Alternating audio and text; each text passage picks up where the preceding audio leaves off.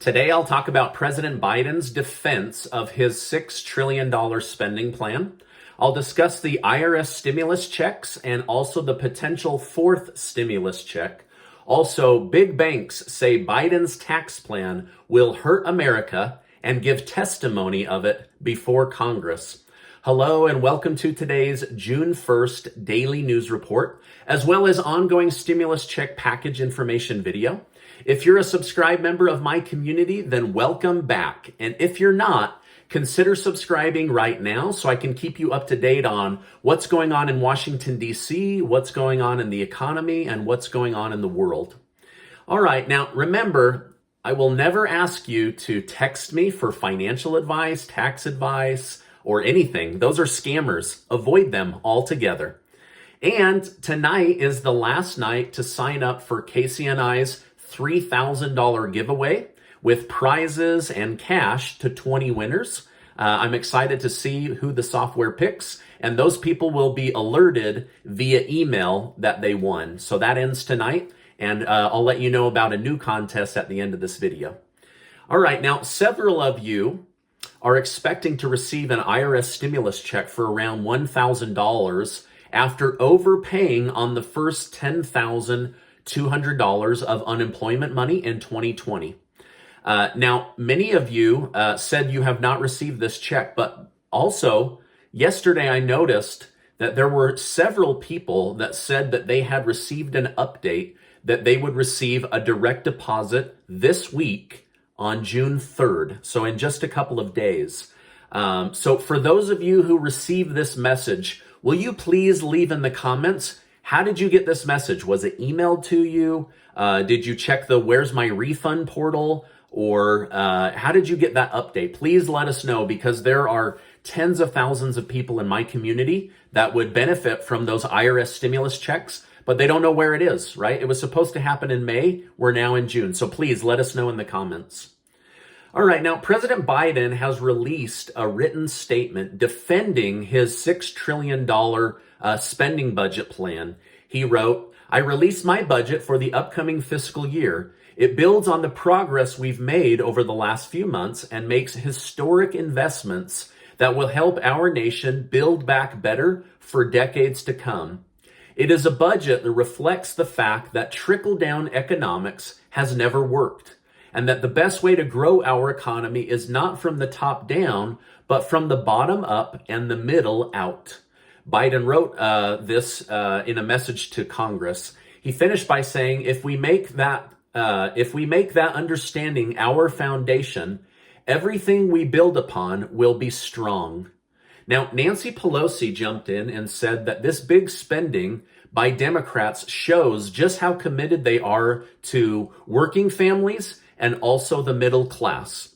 Republicans clapped back. Republican leader Kevin McCarthy said this plan was the most reckless and irresponsible budget proposal in his lifetime. He also warned the United States of dire fiscal and economic consequences, basically inflation and job related. Lindsey Graham said this massive spending bill is dead on arrival. The new $6 trillion spending plan has made each party flash their party differences.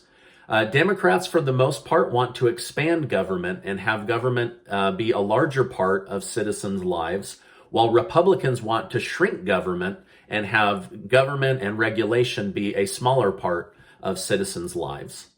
Now, Representative Jayapal said we can do a $2,000 stimulus check and get rid of poverty by cutting the military budget. Now, next year, President Biden wants to spend $1.5 trillion on the military and to the Pentagon. And so she is saying this is a massive chunk of money that we could cut into in order to get those stimulus checks and also to get rid of poverty here in our country. Jayapal is part of the Progressive Democrat Caucus and wants to see $2,000 stimulus checks for everyone, but hasn't been able to come up with how to pay for it or how to slip it into the next stimulus package or the American Families Plan. Cutting the military budget and taxing wealthy people and wealthy corporations seems to be the only way she's been able to mathematically help her caucus see the advantage of cutting the military budget. Now, some say Jayapal and progressives are using this as a springboard into creating UBI, or Universal Basic Income, which is where the government sends a check to every citizen of the United States to help cover basic needs. And then those that want to work harder or differentiate themselves or own a business can still chase the American dream. But this would basically give a blanket covering to everybody. Those who have come out strongest in defense are people like Andrew Yang, who ran for president and who is currently running to be the new governor of New York. He wants to see $1,000 a month. But in order to do that, they would get rid of other social safety net programs like revamping Social Security, revamping SSI, SSDI, and many other social safety net programs. Those would all be wiped clean, and then Universal Basic Income would take that over. Kind of like those that want to get rid of the 70,000 pages of tax code and just have one page where everybody pays a flat rate and makes it equal for everybody. So that's kind of the direction that some say they're heading. Now, we learned last week that inflation has already seen its highest and fastest increase in over 30 years, and we are only 5 months into 2021. The Federal Reserve actually said inflation has risen faster in 5 months than what we expected in 12 months, which means the price of goods and services is likely to continue to increase.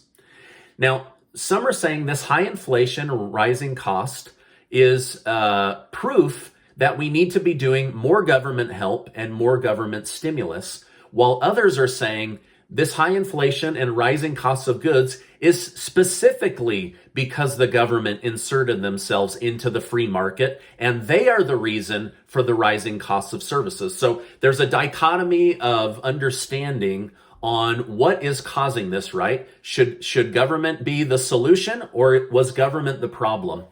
Maybe just let me know your thoughts in the comments. Is government the solution, or is government the problem? Just write solution or problem. I'd love to hear from you guys. By the way, thank you guys so much for giving these videos a like. I really appreciate it.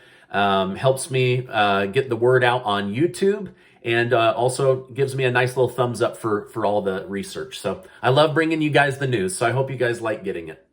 All right, now the reality is there are hundreds of billions of dollars of infrastructure projects that must be looked at and completed here in the United States. There are bridges and overpasses that are simply old, antiquated, and falling apart. There are airports, train stations, and other infrastructure such as roads and railroad that absolutely need to be updated. So the big butting of heads comes down to three main issues. What is the 21st century definition of infrastructure?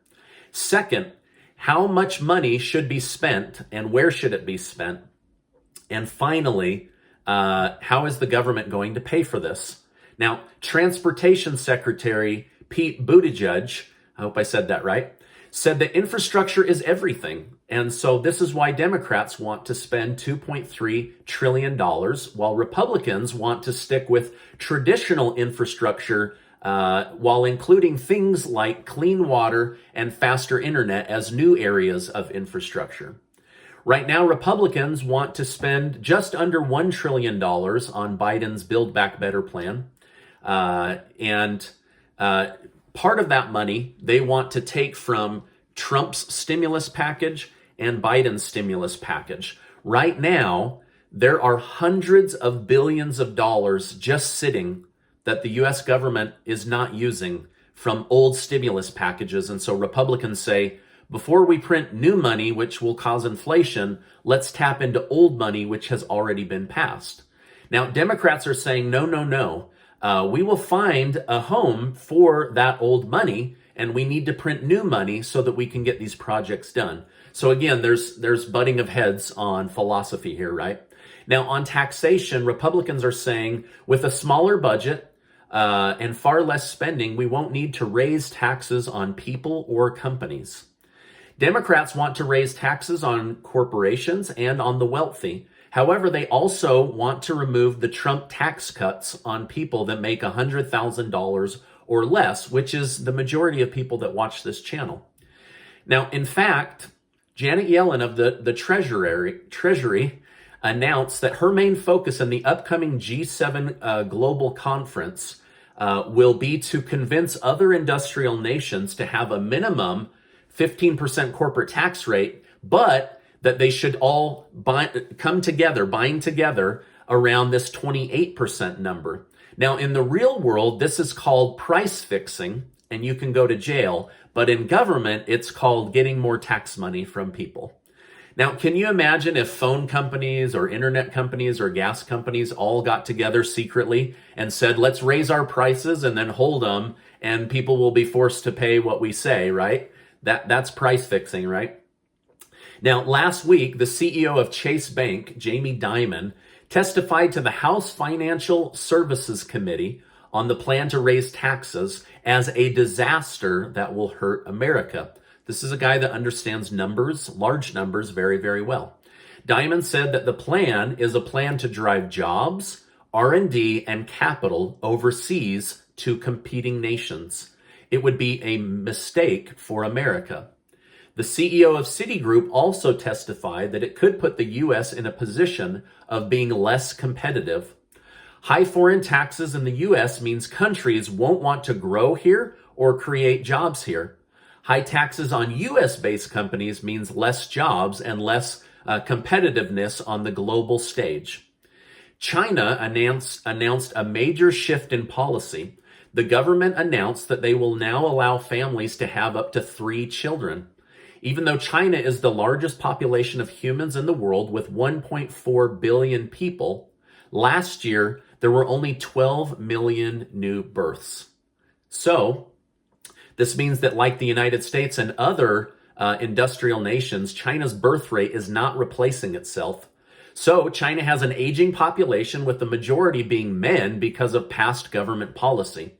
China could look very different in 20 to 50 years as they have fewer and fewer babies and closed borders. The United States also has a similar issue. As of right now, 80 members of Congress want to see a 4th stimulus check go direct to the people, over 20 in the Senate, and over 60 in the House of Representatives. The most likely place to insert a 4th stimulus check would be in the upcoming stimulus package, the American Families Plan, which will focus on social infrastructure, fighting poverty, and revamping social safety net programs. This is my update for today. As I know more, I will definitely come on and share more. Before you go, make sure to sign up for the last day of the $3,000 giveaway. There's going to be 20 winners. 10 will win amazing hats, and 10 are going to win $300 in cash. But don't worry, I've already lined up some incredible sponsors for the month of June. So I'm just putting together the next giveaway, and I'll let you know about that either tomorrow or the next day. Now, before you go, I just wish to remind you that you are amazing. I appreciate you being in my community. If you missed my video from Sunday, go check it out. Did you know that the hottest selling item in China right now is a Trump Buddha statue? I would have never believed it.